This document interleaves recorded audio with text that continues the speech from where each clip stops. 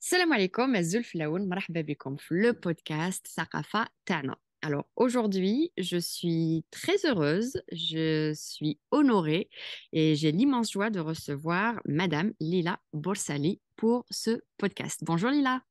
Bonjour Nawel, bonjour à toute personne qui écoute ce podcast et merci beaucoup d'avoir pensé à moi. Tout l'honneur est pour moi et ça fait un moment qu'on se connaît, peut-être pas assez, mais en tout cas, euh, voilà, on se connaît. Donc merci beaucoup d'avoir pensé à moi et tu es parmi les plus fidèles fans que j'ai.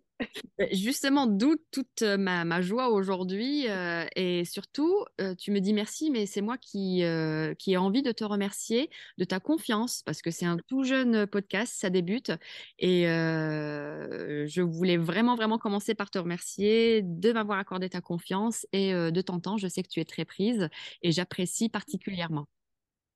Avec plaisir, vraiment. Bah écoute, Lila, ce podcast parle de culture en général et de culture algérienne en particulier. Et on ne peut pas parler de la culture algérienne sans s'intéresser à la musique classique. Évidemment. La Évidemment, musique. la musique classique fait partie du paysage de la culture algérienne. Et Mhm. c'est vrai, c'est parmi les musiques les plus anciennes que nous avons, parmi, je dis bien parmi, hein, pour que ceux qui défendent d'autres genres musicaux ne le prennent pas mal. Euh, donc voilà, donc on est très fiers d'avoir ce patrimoine et c'est de notre devoir de le protéger et de l'enrichir et d'en parler comme tu le fais si bien. Ben, notre musique classique, nana, c'est la musique andalouse, donc, dont tu es l'ambassadrice, l'une des grandes ambassadrices, et de Ziria Balila Boursali, j'ai envie de dire, a beaucoup. Oui, bon, quelques siècles quand même. Mais justement, c'est une musique qui a beaucoup voyagé, c'est une musique qui a survécu et aussi une musique Exact. qui n'arrête pas de se réinventer. Donc, est-ce Tout que tu à fait. pourrais, de par ton expérience, nous en parler et nous la définir et nous l'expliquer simplement pour les gens qui la connaissent ou qui croient la connaître? Parce que mais Oui. je doute qu'on ait la bonne connaissance de cette musique. Alors, juste pour rebondir sur ce que tu as dit déjà, oui, c'est une musique qui a su s'enrichir, qui a su se réinventer, qui a su vivre avec son temps. Et je pense que c'est ça qui a fait sa force. Donc, comme son nom l'indique, on dit que cette musique nous vient d'Andalousie. Bien sûr, elle est née en Andalousie, mais la musique comme on la voit aujourd'hui en Algérie n'a pas grand-chose de la musique sûrement andalouse de cette époque-là. Et tant mieux. Et c'est ce que je disais, c'est ça qui a fait son enrichissement, son originalité. C'est ça qui a fait qu'elle a duré dans le temps. Alors, dans la musique andalouse, nous avons en Algérie trois écoles, l'école de Tlemcen, l'école d'Alger, l'école de Constantine, le Malouf à Constantine, ce qu'on appelle la Sanaa à Alger et ce qu'on appelle le Harnaté, c'est-à-dire qui vient de Harnata, de Grenade, bien que bon, toutes les études montrent qu'on ne peut pas comme ça séparer la musique andalouse en trois écoles, mais qui viennent de peut-être de trois endroits différents d'Andalousie. Je pense qu'il y a dû y avoir un brassage et voilà. Donc nous, en musique andalouse, ce qu'on a d'andalou, c'est une grande partie des textes poétiques, c'est-à-dire le Mouachah Ouazzagel, qui nous est venu d'Andalousie. Mais nous avons aussi dans la musique andalouse aussi des Mouachahat et des Azajel qui ont été écrits en Algérie et qui ont toute leur place dans notre patrimoine andalou. Donc, dans la musique andalouse, vous avez donc la nouba. La nouba, c'est cette sullem, comme on dit, une échelle, oui, de, de texte. Le mouachah et sajel, ça va du rythme le plus lent au rythme le plus rapide. Ça, c'est la nouba. Il y Et en a puis, nous avons le hawzi. en Algérie, c'est ça? Pardon? Il y en a 12 qu'on Pardon? reconnus en Algérie, 12 Noubas, c'est ça? Oui, oui, bon, mais ça, on va dire, enfin, c'est très facile de dire 12, bien que dans chaque nouba, il y a peut-être des noubas qui sont cachés dans la nouba.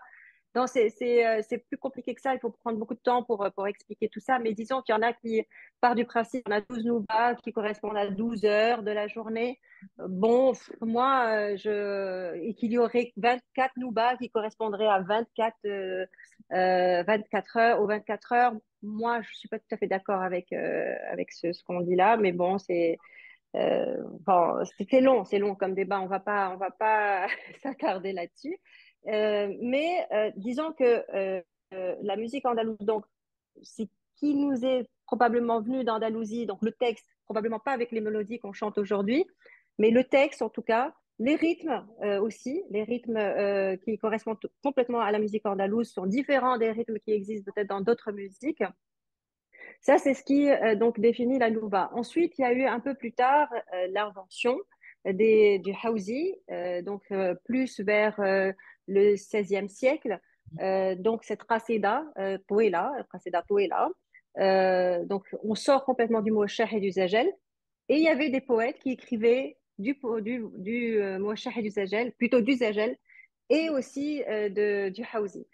Et donc, on voit bien qu'il y avait une continuité, en fait. Il y a un lien. C'est pas un autre style musical qu'on a inventé.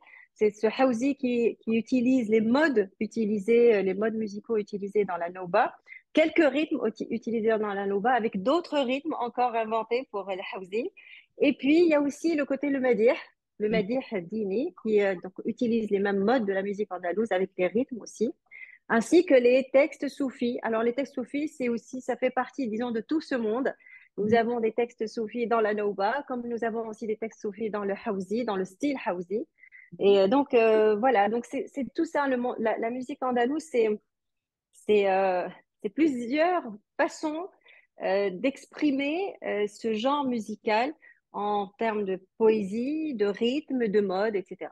Donc, pour ce qui est de la poésie, effectivement, on peut, tu as parlé de la musique un peu religieuse. Donc, on chante Dieu, on chante le Oui, roi, on chante la belle, on chante l'amour. Et pour ce qui est oui. aussi de la musique, je pense qu'il y a des influences africaines ça part du Moyen-Orient jusqu'en Espagne et de l'Espagne en Afrique du Nord. Il y a des influences qui ont fait évoluer il y a des sonorités africaines qu'on a peut-être retrouvées, qu'on a ajoutées au Maghreb. Est-ce que tu es... Euh, je sais pas, hein, je n'ai pas encore lu une étude qui parle de africaine, nord-africaine, oui, évidemment, mais pas la musique africaine comme comme on l'entendrait. Mhm. Euh, Ceci dit, il n'y a pas une musique qui n'a pas été influencée. Je veux dire, même toutes les musiques qui existent dans le monde sont influencées par toutes les autres musiques. C'est normal. La musique est une seule famille au final. Après, il y a la musique évolue par rapport à l'environnement. Euh, on le voit dans la musique andalouse. Si nous avons trois écoles, c'est parce que ces écoles-là se sont imprégnées de la musique qui était déjà existante. Les couleurs sont différentes, la façon d'interpréter, la façon de jouer à l'instrument. Tout ça, ça a sûrement été influencé par ce que la musique avait, en arrivant en Algérie par exemple, avait trouvé déjà sur place. Et tous les mélanges, parce qu'il faut savoir qu'entre le Maghreb et l'Andalousie, il y a toujours eu des échanges. Ce n'est pas à la chute de Grenade que voilà, tout le monde a découvert le Maghreb. Je veux dire, il y a eu des va-et-vient tout le temps et forcément, les gens sont influencés les uns et les autres. Un enrichissement mutuel et tu parlais justement d'évolution, de cheminement. Bah, ça, tu me donnes une bonne transition pour parler un petit peu de toi, Lila l'artiste. Tu es tombée dedans quand tu étais petite, la musique andalouse, visiblement. J'ai été entendue dire une fois lors d'une interview que دخلتي في الموسيقى الأندلسية مع عندها مع أخوك. Il y avait ton frère et au départ, Oui, enfin, non, en fait, au départ, bon, la musique andalouse d'abord était présente dans ma famille. Hein, depuis que je suis à La Rohé, il y avait des concerts de musique andalouse dans ma famille, les groupes, mes oncles avaient des amis qui faisaient de la musique. Je cite toujours l'association nationale andalouse et avec les frères El Roul, Monsieur Yahya El Roul, un de nos derniers maîtres qui nous reste. était donc tout le temps chez nous à la maison. Donc moi, j'étais toute petite, je devais avoir 3 ans ou 4 ans peut-être. Et après, quand j'étais en dernière année de primaire, il y a eu une petite classe qu'on appelait la Fossette et qui était réservée aux enfants des enseignants. Et comme ma maman a été enseignante à l'époque où j'étais au primaire, elle ne l'était pas puisqu'elle avait arrêté de travailler pour nous. Et donc, moi, j'ai un petit peu triché et puis j'ai dit que j'étais enfant d'enseignant. J'ai eu un petit passe-droit et j'ai intégré cette classe où je dirais j'ai appris plutôt des chants un peu patriotiques, Anachid Ouattania, quelques morceaux de musique andalouse. Euh, mais enfin, disons qu'on m'a pas montré que j'avais beaucoup de talent en fait, bien au contraire. On m'avait dit que je n'étais pas faite pour chanter. Ah, bah, tu sais, il y a beaucoup d'artistes, de sportifs qui sont passés par cette case, hein. Voilà.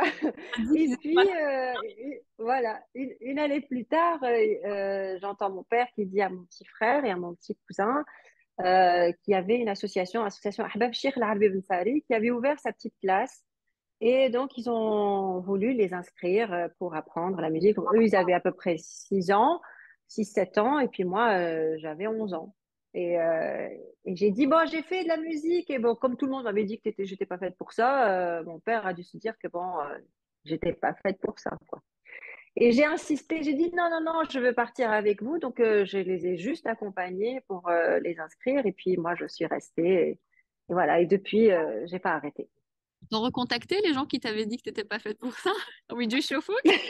Je sais pas si je peux le dire parce que j'ai déjà revu la personne bon, enfin, c'est un monsieur adorable, hein. Je pense il s'en rappelle même pas, à mon avis, parce que quand je l'ai rencontré, il m'a dit, ah, je t'avais dit que t'étais faite pour ça. Enfin, En non. plus, en plus, il va, il va s'attribuer le mérite. يقول لك أنا اللي اكتشفت. Mais allez, je vais aller. Non, mais c'est un peu grâce à lui aussi, parce que s'il m'avait pas dit ça, peut-être que j'aurais pas. Et, J'aurais pas fait ça, enfin, j'aurais pas pris ça peut-être au début comme un défi. et justement, c'est qu'on dit le musical andalousia, mais qu'il le chante, Annie, à la voix. C'est comment La musique, on le voit? d'abord, la musique andalouse, c'est 80% de chant. Et c'est ça faut dire. Il y a très peu de morceaux juste instrumentaux, mais le chant, c'est 80%. Donc, il faut absolument chanter. On commence par chanter. Enfin, en classe de musique andalouse, la première des choses, on chante d'abord. Donc forcément, on découvre votre voix et vous découvrez. Et c'est Et comment tu as découvert ta voix? Qui fait?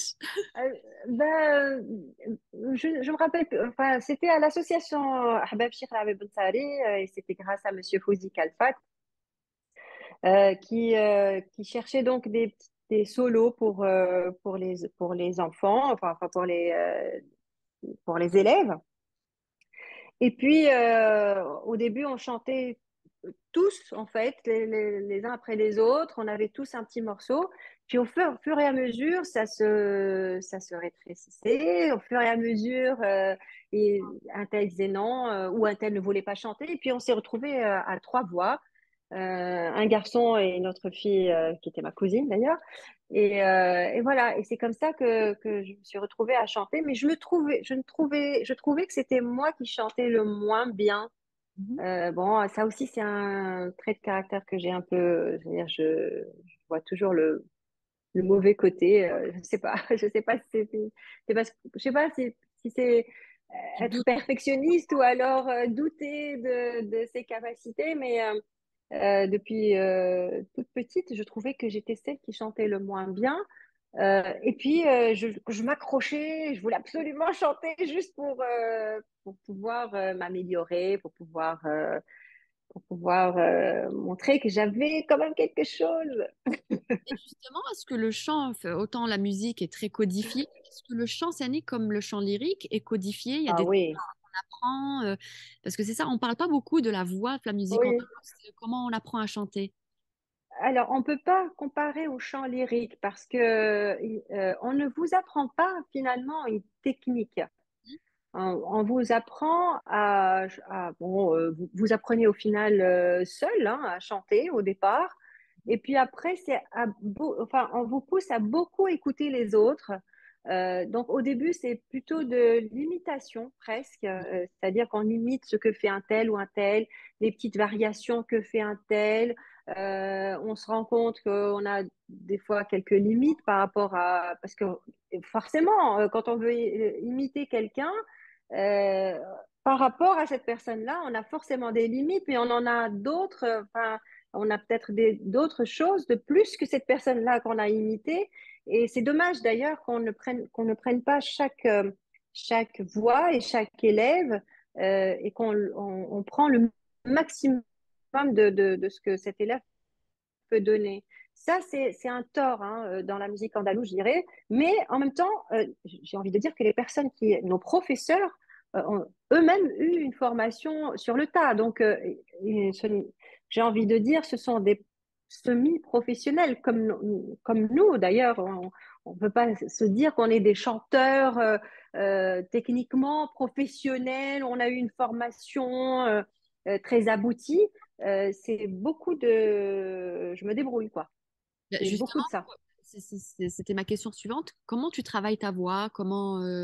Est-ce que c'est comme Céline Dion, tu prends pas le fromage? Ah oui. Ah non, non, bon, déjà, bon, j'essaye de dormir le plus possible. Parce que le sommeil, c'est vraiment, on vous dit, enfin, c'est un sommeil réparateur pour tout, hein. Mais pour la voix en particulier, il faut vraiment beaucoup dormir. Il faut pas prendre bien sûr, des boissons euh, glacées de temps en temps, hein. Faut pas exagérer. Mais disons que j'essaye de faire attention. J'essaye de ne pas crier si par exemple on est en groupe et que je parle toujours doucement, même si la personne ne m'entend pas, j'essaye de ne pas élever la voix parce que la voix se casse assez rapidement. C'est très fragile, c'est un muscle très très très fragile. Après, j'ai toujours un petit foulard, voilà, donc c'est des petites choses. Ah, et par contre, les exercices, alors, c'est pas comme le chant lyrique. C'est vrai qu'il y a des exercices à faire quand on fait du chant lyrique. Mais là, moi, mon but, c'est de chanter le maximum pour placer ma voix par rapport au chant. C'est-à-dire que on ne peut pas faire les mêmes exercices par exemple, quand on fait du chant lyrique ou de la musique andalouse, ce ne sont pas les mêmes exercices. Malheureusement, ce que vous trouvez dans les livres, j'ai plein de livres, hein, comment chanter, techniques de chant, etc. Mais toutes les techniques ne peuvent pas s'appliquer sur la musique andalouse. C'est pour ça que, en fait, je fais comme on fait aussi les anciens, j'écoute aussi beaucoup ce qu'ont fait les autres, tout en prenant que ce qui m'arrange à moi et ce qui me correspond à ma voix. Je fais bien attention de ne pas euh, prendre à la lettre ce que fait la personne parce que ça ne sert à rien. Et puis, ce que j'essaye, moi personnellement, ce qui est important pour moi, au-delà de la technique du chant, c'est toute l'émotion qui peut passer à travers la voix. Et ça, c'est quelque chose qui part de l'intérieur. C'est pas quelque chose qu'on apprend. C'est quelque chose il faut y croire. Moi, je trouve que quand on se met en situation, par exemple, si vous prenez un mannequin qui se fait photographier, je veux dire, le mannequin a une communication avec l'appareil photo. Je ne sais pas si tu vois ce que je veux dire. Et c'est la même chose avec le chant. Le chant, j'essaye d'avoir une communication avec le texte, avec la mélodie, et je prends du texte, enfin de lui, du texte ou de la mélodie, tout ce qui peut me correspondre à moi, tout ce que je peux sortir. Et je pense que c'est ça qui fait que ça donne pas une technique, mais une voix, euh, ta voix, ta façon de transmettre le son, ta façon de transmettre le mot que tu vas dire, parce que tu ne pourras jamais le dire comme l'autre. C'est pas possible parce que ton sentiment est forcément différent. Et voilà, donc c'est allier la technique et le sentiment, c'est quelque chose. C'était un équilibre assez difficile à trouver parce que c'est pas toujours, enfin, on ne sort pas le son toujours de la même manière si on n'est pas bien, si on n'est pas. Donc la technique, c'est bien de travailler la technique, mais c'est pour moi, c'est pas l'essentiel. C'est l'émotion qui prime. Et justement, quand tu le disais, c'est que en fonction de l'état d'esprit dans lequel tu es, même si tu essaies d'interpréter, le sentiment est là, mais l'interprétation est toujours unique. Donc, c'est ce qui Oui, donne toujours. une identité, vocale finalement et une empreinte. Oui, tout à fait. C'est lié au moment que tu vis, au moment où tu donnes la chose, et c'est lié à tes états d'âme, c'est lié à comment tu perçois à ce moment-là le texte, parce que tu peux pas le percevoir de la même manière tous les jours. C'est pas possible. Et c'est ça qui fait que chaque concert C'est est unique. différent. Et c'est pour ça qu'il faut aller à tous les concerts Parce que c'est une nouvelle expérience à chaque fois. On parlait de à ton chaque fois. qui fait Bditi, donc tu as commencé à 11 ans, c'est Oui, les années un peu d'adolescence, préadolescence, généralement, oui. on commence par dire qu'on écoute la musique de ses parents quand on est petit, et arrivé à l'adolescence, ben, on veut se tourner vers autre chose. Tu as écouté Maria Carey, tu as écouté... Évidemment, mais évidemment que j'ai écouté Maria Carey, mais je n'oserais jamais chanter comme elle. Mais justement, c'est ça, c'est qu'on a cette technique, à force de chanter, elle aussi, on a cette déformation professionnelle, entre guillemets, mais tu as écouté autre chose. Est-ce que ça t'a influencé ou je Oui, peux... ou je peux te dire, forcément, forcément que ça m'a influencée. D'ailleurs, quand j'ai commencé ma carrière, beaucoup me disaient tu chantes la musique andalouse à l'occidental. Je ne comprenais pas comment ça je chante la musique andalouse. Je chante en arabe, je chante la musique andalouse comme je l'ai apprise. Mais en fait, c'est vrai il y a forcément une couleur qui change d'un chanteur à l'autre par rapport à ses influences. Alors moi, c'est vrai que en dehors de mon cours de musique andalouse, j'écoutais beaucoup aussi la musique occidentale.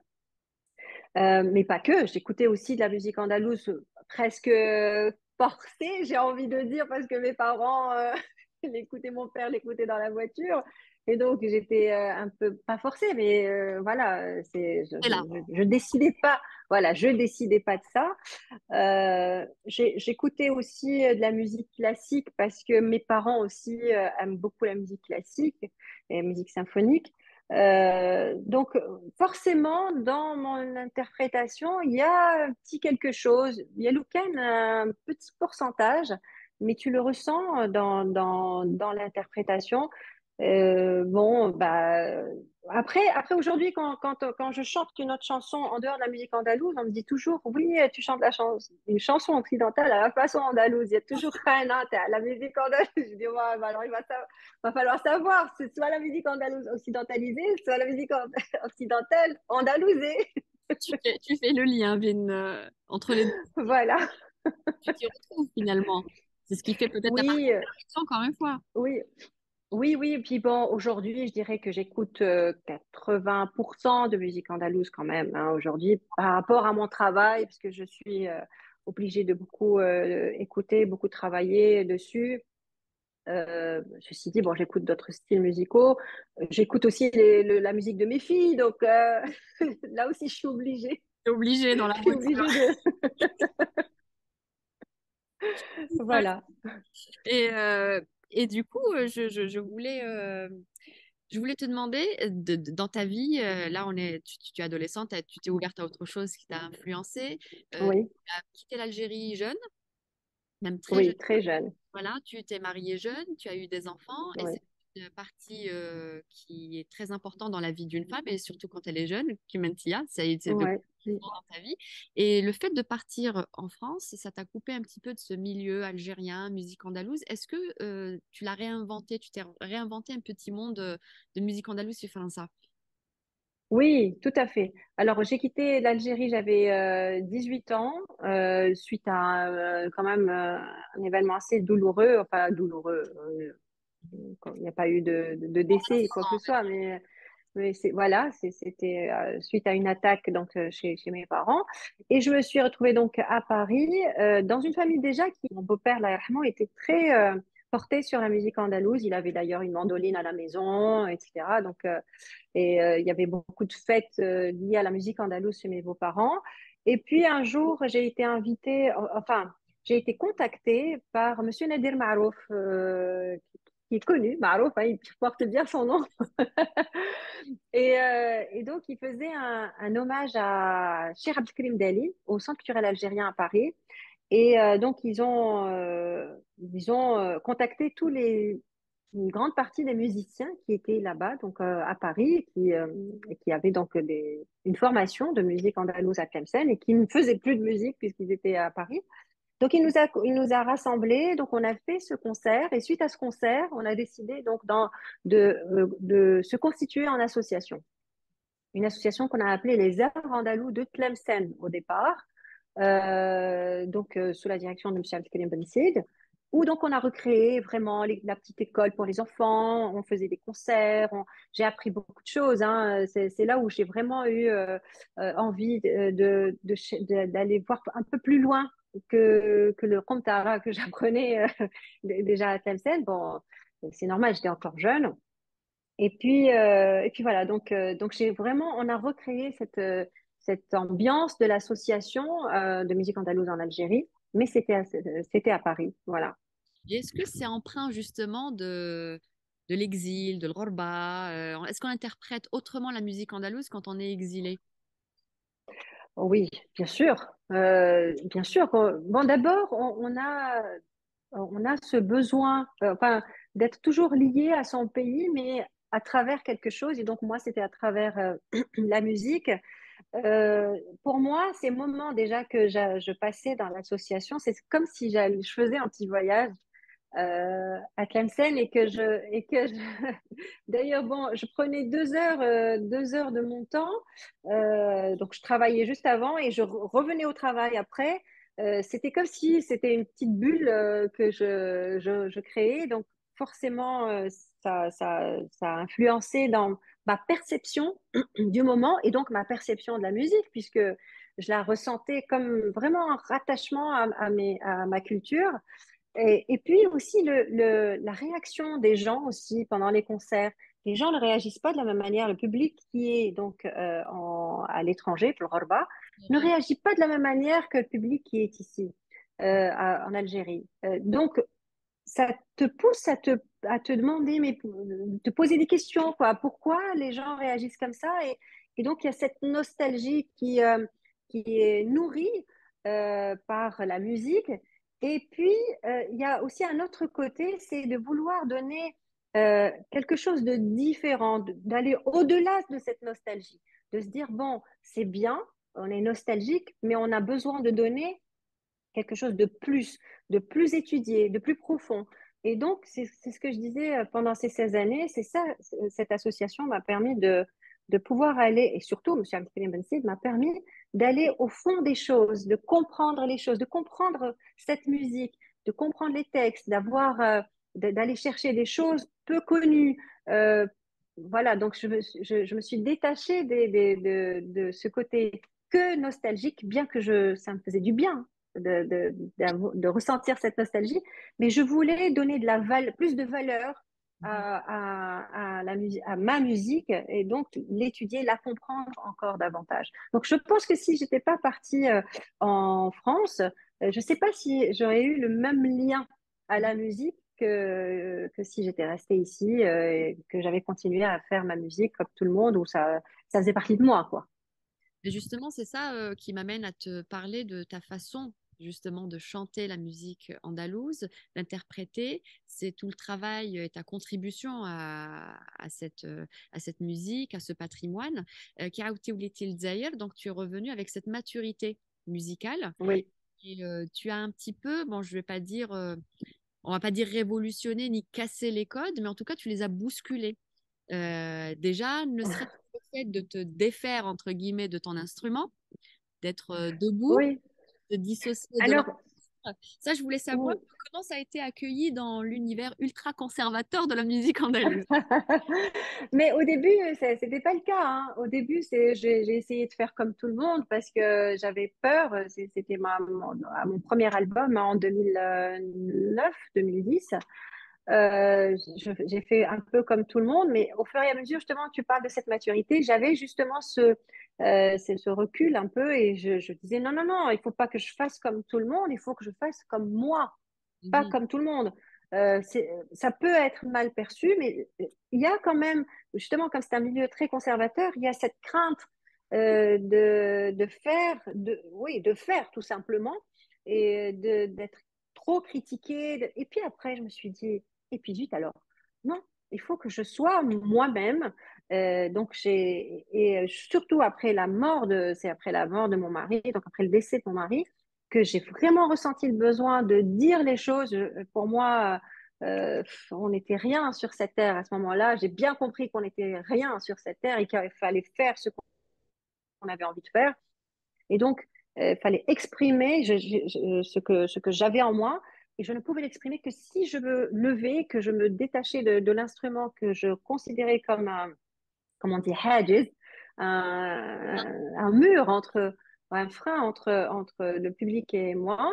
Et donc, au début, ils ont dit que je ne savais pas jouer l'instrument. C'est pour ça que je me suis levée. Évidemment, c'était prévisible qu'il fallait qu'on me trouve quelque chose de négatif.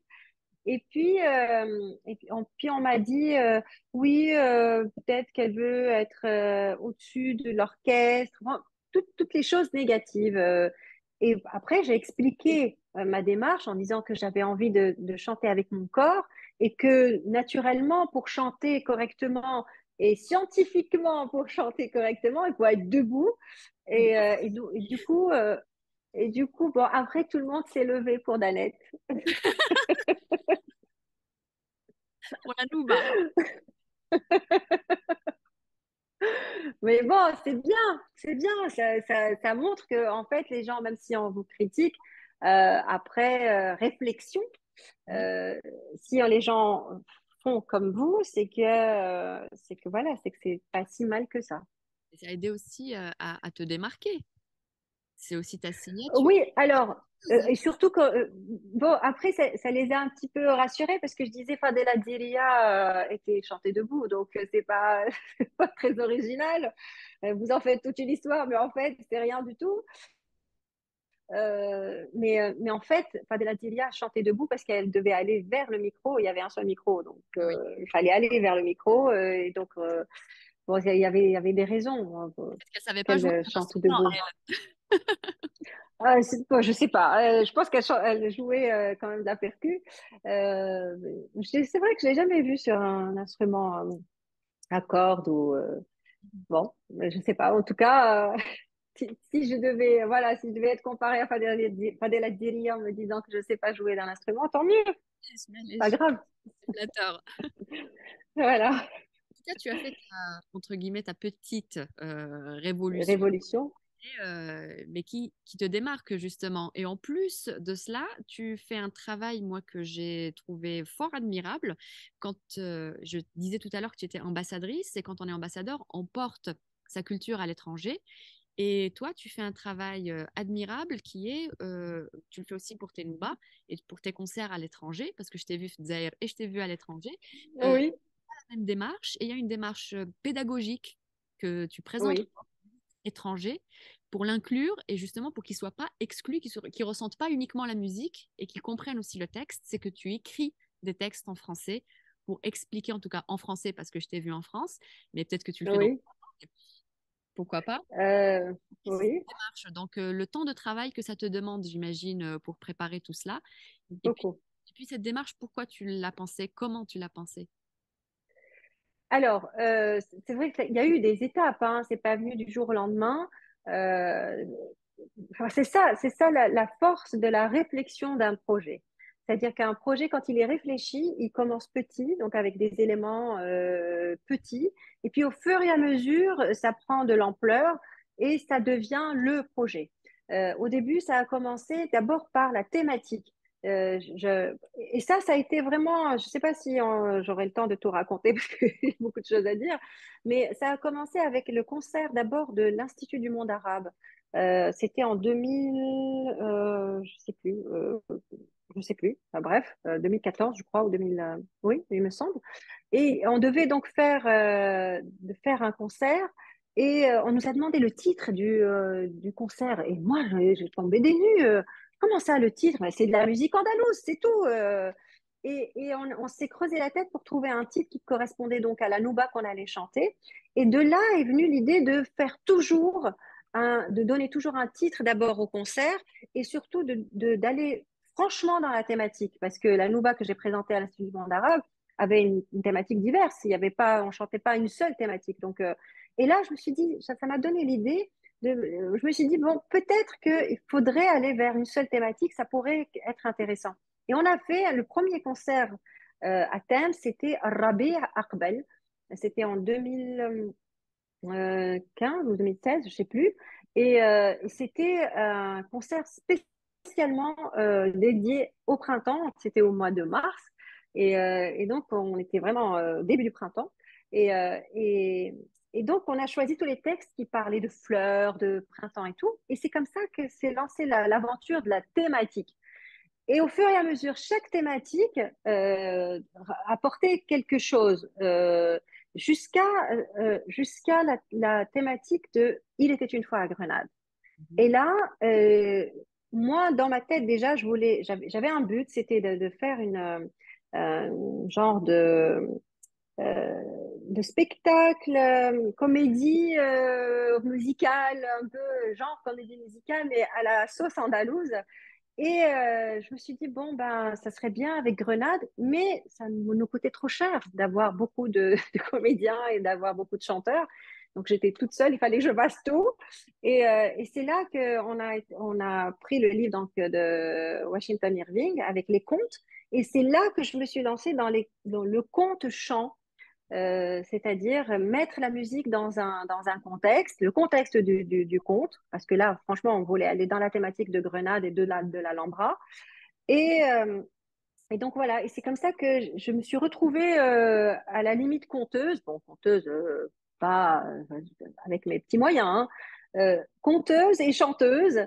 Et au final, on trouvait que le fait que je puisse parler et chanter, ça créait justement ce mouvement dans le concert. Donc c'était un spectacle, du coup ça devenait un spectacle euh, où les gens, on s'est rendu compte qu'en fait ils étaient captivés par le conte, par le fait que je parle. Donc, il y a des moments où la musique, elle peut être lassante, des personnes peuvent s'endormir en l'écoutant. Et le fait de créer donc ce mouvement dans le spectacle avec le conte, le fait de s'arrêter, de parler, ça peut captiver le regard et l'attention des gens. Et du coup, les gens ne se rendent pas compte du temps qui passe. Et donc, ils sont vraiment dans l'histoire, ils comprennent en plus la musique et les textes mieux. Ça les Euh, a plu, ils comprennent et ils sont voilà, réceptifs. voilà. Parce qu'il faut savoir que même ceux qui parlent l'arabe et même ceux qui comprennent l'arabe, des fois ne comprennent pas le sens du texte. D'ailleurs, le texte de la musique andalouse, c'est un peu comme une toile. On peut le saisir de plusieurs façons. Ne sachant pas des fois, ne sachant pas qui a écrit ce texte, il peut être soufi et on a l'impression que c'est un texte qui parle de l'Razel, et alors que Il peut non, être dansant c'est un aussi, texte il peut être dansant. voilà. Il peut être très triste alors qu'il est joyeux. Enfin, donc, donc, nous, on a saisi justement euh, ce double sens des fois dans le texte ou cette multitude de façons de lire le texte pour à chaque fois le mettre dans un autre contexte et le lire d'une autre manière, même si c'est pas le but premier, hein, même si le texte n'a pas été écrit dans ce but. Et ça, c'est un exercice un peu difficile parce que le fait de trouver des textes qui correspondent avec la mélodie qui correspond, le mode qui va pouvoir, parce qu'il y a un enchaînement, on ne peut pas passer d'un mode à un autre comme ça. Donc, c'est tout un travail. Et ce travail-là, on le fait, Leïla et moi, donc Leïla El-Kébir, qui est donc ma chef d'orchestre et ma manager. On fait ça, c'est comme un accouchement, hein. On fait ça, c'est c'est plusieurs semaines de travail. Puis rentre en jeu ma maman, qui est donc prof de français à la fac. Et c'est elle qui donc m'écrit les textes qui accompagne mes spectacles. Écoute, et puis ta maman qui a beaucoup travaillé sur Mohamed Dib, donc encore une belle plume. Tout à fait. Puis, elle a de qui s'inspirer. Voilà. On comprend du coup mieux la beauté des textes que tu interprètes à chaque fois. Oui. Et justement, tu m'as donné une belle transition parce que j'allais te parler de ton duo de choc de Leïla, parce qu'on ne peut pas parler de ton travail, parce que tu disais tout ça, c'est un grand travail de réflexion, et on ne Oui. peut pas en parler sans citer Leïla et sa Ah contribution oui. dans les belles créations que vous nous offrez. Parle-moi de Leïla. Oui. Oui, parce que souvent, bon, moi, j'ai envie de dire, la petite cerise sur le gâteau, hein. Je suis la porte-parole de tout ce travail. Aujourd'hui, je considère mon nom comme un nom, comme une marque, quoi, sur laquelle on travaille toutes les deux. Je me suis complètement détachée de mon nom parce qu'il ne m'appartient pas qu'à moi. Il appartient à tout ce travail justement qu'on fait en commun. D'abord avec Leïla parce que c'est vraiment, mais vraiment, hein, c'est une fille qui est euh, une acharnée du travail. Elle pense au travail tout le temps, elle est passionnée par ce qu'elle fait. Je l'ai rencontrée, moi, à l'association Les Beaux-Arts quand je suis arrivée à Alger en 2009. Elle était étudiante donc, en école de commerce et de management. Et puis, au fur et à mesure, on s'est rendu compte que comme elle faisait du management, et que bon, le management artistique n'existait pas en Algérie à cette époque-là. Aujourd'hui, un petit peu plus, mais à cette époque-là, il n'y avait aucun manager artistique. Je parle de manager, pas de booker, hein. Oui. C'est-à-dire une personne qui a un regard artistique sur l'artiste et qui, et qui, comment dire, réadapte les choses par rapport à la personnalité de l'artiste et qui construit la carrière d'un artiste. C'est pas trouver des dates pour aller chanter, hein. C'est autre chose. Et donc, on s'est dit on s'entendait bien d'abord, parce qu'on a à peu près la même éducation. Nos familles se ressemblent. Nous avons, bon, on a quand même une différence d'âge assez importante, hein, mais on a l'impression qu'on est comme des sœurs. Elle est fille unique. Voilà, elle est fille unique. Moi, je suis fille unique. Elle a trouvé sa sœur, j'ai trouvé la mienne. Et puis, La donc, blonde, la on brune. s'entend.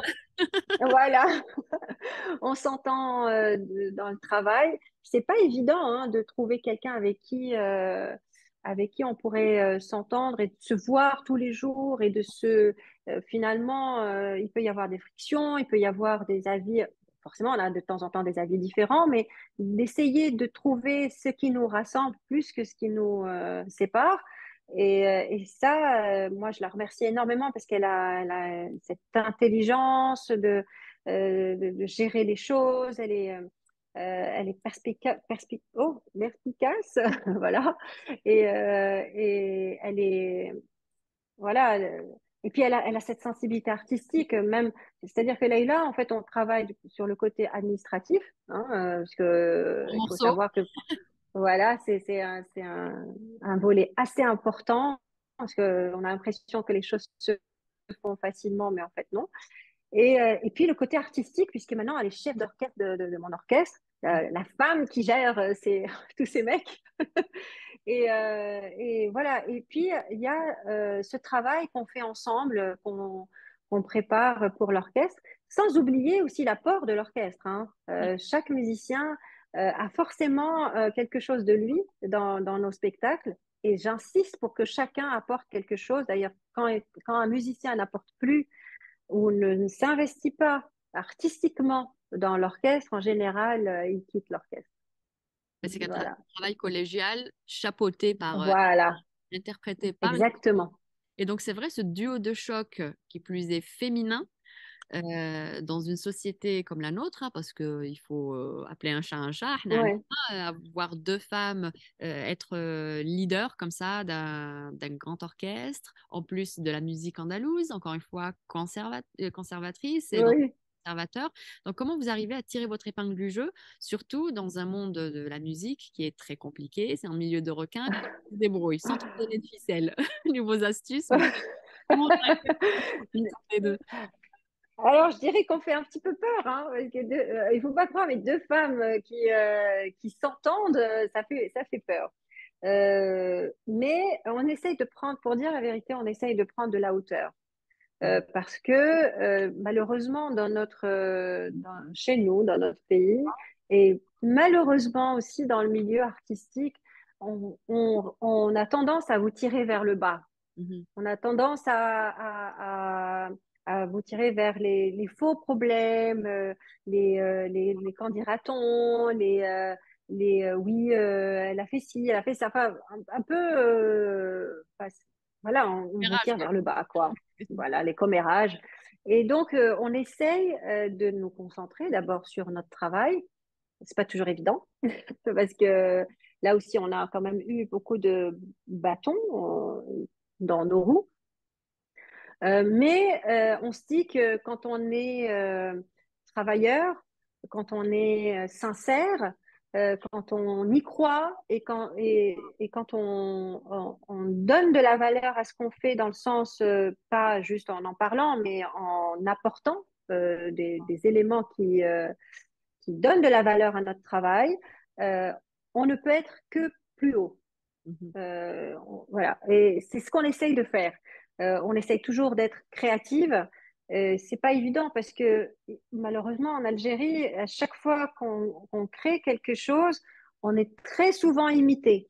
On est très souvent, c'est-à-dire que faisait notre particularité devient quelque chose de complètement banal parce que c'est repris un peu à outrance et donc du coup, on est tout le temps en train de chercher quelque chose À qui innover. nous voilà, qui nous différencie des autres, parce que je pense qu'un artiste euh, ne réussit que s'il est différent. Mhm. C'est pas parce qu'on se ressemble qu'on va réussir tous ensemble. Il faut vraiment que chacun. Je crois que c'est ça beaucoup d'artistes n'ont pas compris aujourd'hui, c'est que ce qui fait la réussite d'un artiste, c'est sa différence. Savoir se démarquer. Même, voilà, même si on le critique, oui, mais il va réussir parce qu'il s'est démarqué des autres. Et ça, c'est difficile. C'est ça qui est difficile chez nous. Donc, heureusement que vous êtes deux finalement. Oui, heureusement, parce que chacune essaye de... bon, on a des moments de fatigue, on a des moments où on y croit un peu moins. Heureusement qu'on est deux, parce qu'à chaque fois, l'une essaye de motiver l'autre. Et puis, quand on regarde un petit peu dans notre rétroviseur, on se dit, bon, bah, ça va, il faut continuer, mais le chemin est encore long, mais on a fait quand même beaucoup de choses en peu de temps. Ton public et ta relation avec ton public. Donc, je disais que tu avais cette générosité sur scène, mais elle se traduit aussi dans ta relation avec ton public. Pour l'avoir vécu, tu prends le temps après les Mhm. concerts avec ton public, et puis aussi Oui. sur les réseaux sociaux, tu échanges avec eux, tu es très proche. J'imagine qu'ils t'apportent beaucoup, et c'est une lourde responsabilité. Oui, énormément. C'est très important pour moi d'avoir cette relation avec le public. Ah, peut-être pas assez sur les réseaux sociaux parce que j'essaye de limiter mon temps sur les réseaux sociaux. Sinon, je ne trouverais pas le temps justement de préparer mes spectacles. C'est assez prenant hein, de répondre voilà, à tout le monde sur les réseaux. Par contre, pendant les concerts, c'est très important pour moi de passer énormément de temps, peut-être même autant de temps sur scène qu'en dehors de la scène, à dire merci à ces gens qui ont pris de leur temps, de leur argent et de tout, de leur énergie pour venir me soutenir et m'écouter.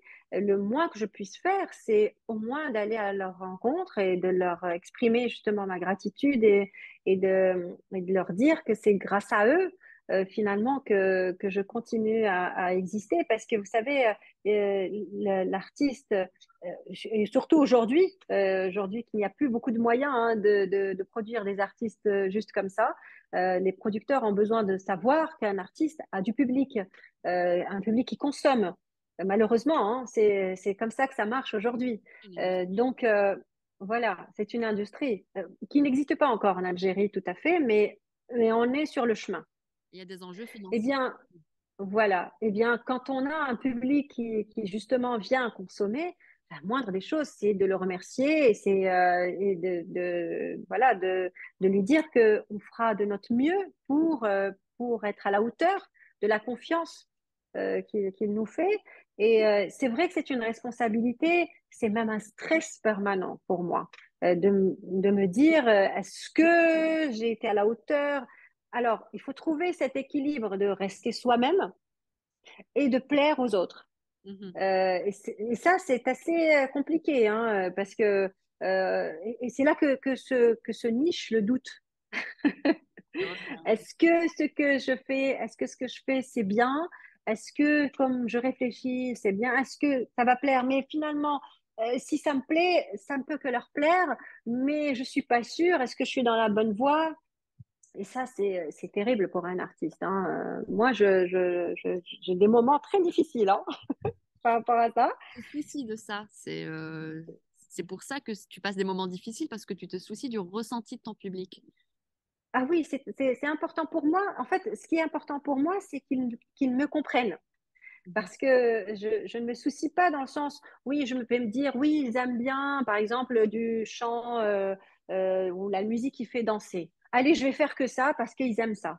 Non, je veux qu'ils comprennent ce que j'ai envie de montrer sur scène et qu'il y ait cette connexion à chaque fois avec le public et avec ce que moi j'ai envie de dire, pas avec ce que eux ils De veulent l'entendre. entendre.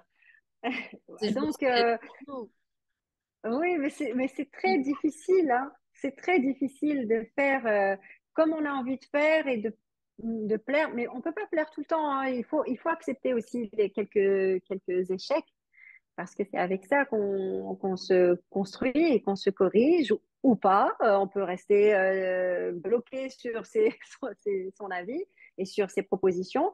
Mais disons, ça nous donne à réfléchir, voilà, la réaction du public et voilà. Donc, vraiment, euh, cette responsabilité est assez lourde et importante pour moi. En tout cas, tu te débrouilles très très bien parce qu'on voit le public comment il est conquis à chaque fois. Et si tu permets une petite anecdote, la dernière fois que je suis venue te voir, c'était à Alger et les gens attendaient pour prendre une photo Mac. Et tu as pris, c'est ça que je trouve fort admirable, tu as un mot pour chacun, tu as un sourire pour chacun. C'est pas allez, on fait le selfie, c'est pas l'usine. Donc, Ah non. tu as ce don un peu, on le disait, tu vois la comparaison, je suis on parlait de ça de la reine Elisabeth II, la reine Oula. on disait que quand elle parlait à quelqu'un, cette personne se sentait exceptionnelle. Elle faisait ressentir à la personne qu'elle était Oui. voilà, la plus importante du moment. Et toi, je l'ai constaté en toi, tu le fais. Et puis l'anecdote, c'est que à la fin de la soirée, il y avait du monde. Donc, بقاو الناس مازال ما تصوروش معاك. Et le responsable de la salle, جا قال لك يا ça y est, vous dégagez d'ici, رايحين نطفيو ضواوي. Donc, et toi, qu'est-ce que tu as dit aux gens qui allaient partir قلت لهم لا لا قعدوا قعدوا نتصوروا خلي même يطفي ضواوي كاين le flash. Et les gens ont apprécié que toi, tu aurais pu te cacher derrière ça en te disant, bon, je suis fatiguée, je viens de faire 2 heures de spectacle, rentrez chez vous, sauvé par le gong. Mais non, tu as pris le temps et les gens, Ah bah non. et les gens observent. Et c'est ce qui te démarque aussi, c'est cette générosité. C'est les gens ont ce sentiment que tu leur appartiens, mais dans le sens un peu familial et intime du terme. C'est que tu Oui. es tahom et ils te préservent. Et c'est pour ça que tu as un bon public, parce qu'il est à ton image déjà. Il va Je suis répondre, très fière. il va répondre présent à chaque fois. Je suis très fière. Je suis très fière. Et c'est vrai que je leur appartiens quelque part, hein. Je disais que je m'étais complètement détachée de mon nom. C'est-à-dire que pour moi, l'artiste, je déteste parler de moi à la troisième personne, hein. Il faut savoir qu'à chaque fois que j'entends un artiste qui parle, qui dit, par exemple, si je dis Lila Morsali, j'ai Rien l'impression de long. de, voilà. Je déteste ça, mais c'est vrai que le nom, j'ai envie de dire le nom artistique, je l'ai complètement détaché, enfin complètement, non, évidemment, il est lié à moi, forcément, chacun nourrit l'autre, mais disons, je le vois comme comme, voilà, un produit, j'ai envie de dire. Enfin, c'est un peu réducteur de dire ça, mais donc je le vois comme, voilà, une personne autre.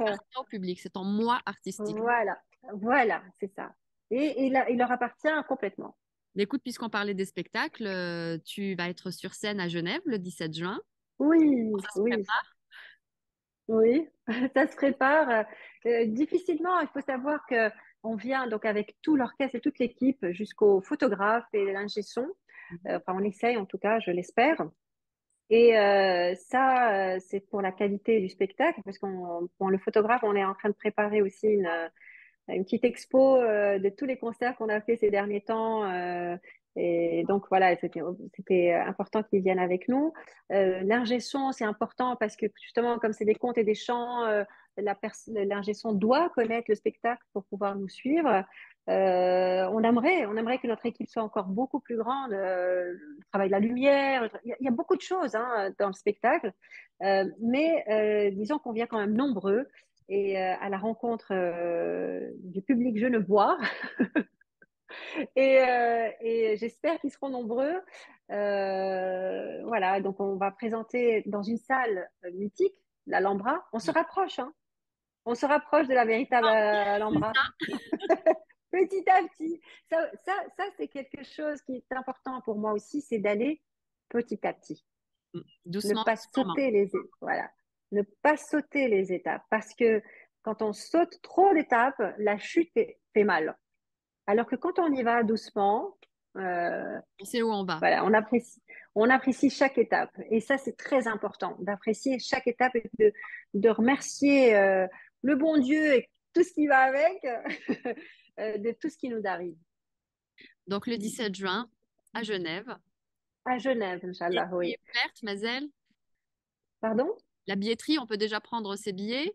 Bien sûr, ça fait déjà un moment. Bon, je sais que les gens, avec le Covid, prennent, enfin, avec la Covid, oh là là, j'ai une prof de français face à moi.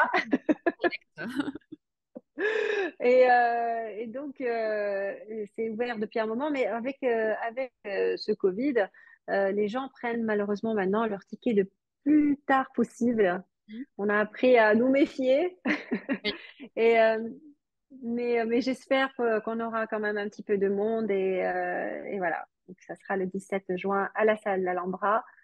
Euh, Soyez nombreux et nombreuses. Ben voilà, le message est lancé en juin. Et puis de prochaines dates, je te souhaite pour la rentrée, j'imagine. Tout à fait. On est en pleine préparation. Je l'espère qu'on va y arriver.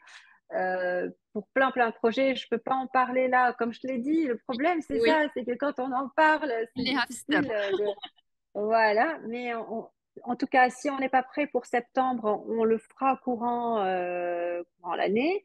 Mais il y a beaucoup de choses qui se préparent, des nouveautés, une autre manière de communiquer, une autre manière de parler de la musique, une autre manière de parler de son art. Et on a hâte de voir Voilà, ça. j'espère. On a hâte de voir ça, Lila.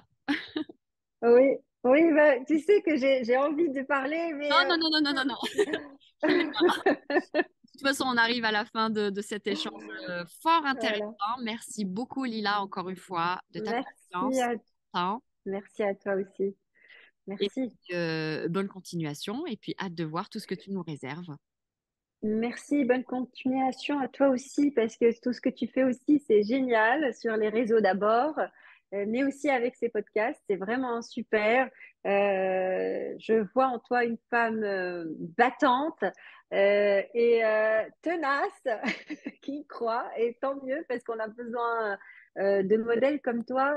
Tu sais, on se nourrit mutuellement parce que c'est en voyant les autres faire qu'on a envie aussi de faire. Et donc, merci de nous donner cette énergie. Merci à toi, Lila.